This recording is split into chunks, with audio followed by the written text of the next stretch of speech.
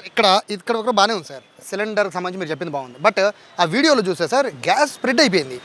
So అక్కడ plus point ఏమో కానీ అన్ని విండోస్ అన్ని ఓపెన్ చేసి పెట్టున్నాయి. సో అది లాభమా నష్టమా? అంటే విండోస్ అలా ఓపెన్ చేసేసి పెట్టడం అనేది ఏంటి? అక్కడ వాళ్ళకి ఇంకా బెస్ట్ ఏంటంటే విండోస్ అన్నీ ఓపెన్ చేసి ఉండడం చాలా బెస్ట్ అయింది.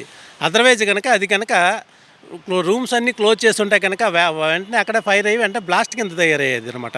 వెంటనే వాళ్ళకి కూడా డెత్ ఇన్సిడెంట్ అయ్యే ప్రమాదం ఉంది. బట్ అక్కడ సంతోషం ఏంటంటే వాళ్ళ కిటికీలు ఓపెన్ చేస్తున్నాయి, డోర్స్ ఓపెన్ చేస్తున్నాయి కాబట్టి ఏదైతే గ్యాస్ లీక్ అయిందో force of gas maximum gas escape అయింది.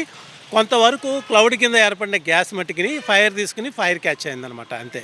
చాలా వంటగదుల్లో సార్ మిక్సీ కోసమనో లేకపోతే ఫ్రిడ్జ్ కోసమనో స్విచెస్ అనేవి రెడీగా పెట్టి ఉంచుతారు. ముఖ్యంగా ఫ్రిడ్జ్కి అయితే ఖచ్చితంగా స్విచ్ ఆన్ చేసి ఉంటుంది.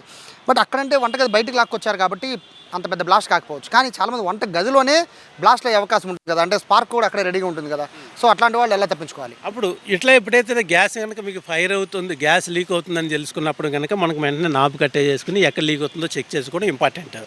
తర్వాత గ్యాస్ సిలిండర్ మనం కనుక రిసీవ్ చేసుకున్నప్పుడు ఇక్కడ ఓరింగ్ అనేది ఉంటుంది, లోపల మీకు కనబడుతుంది కదా ఓరింగ్.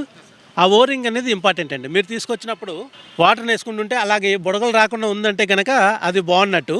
అదర్వైజ్ బుడగలు వస్తుంది అంటే కనుక అది గ్యాస్ లీక్ అవుతున్నట్టు వెంటనే సిలిండర్ అతన్ని తీసుకెళ్ళి వెళ్ళిపోమనాల.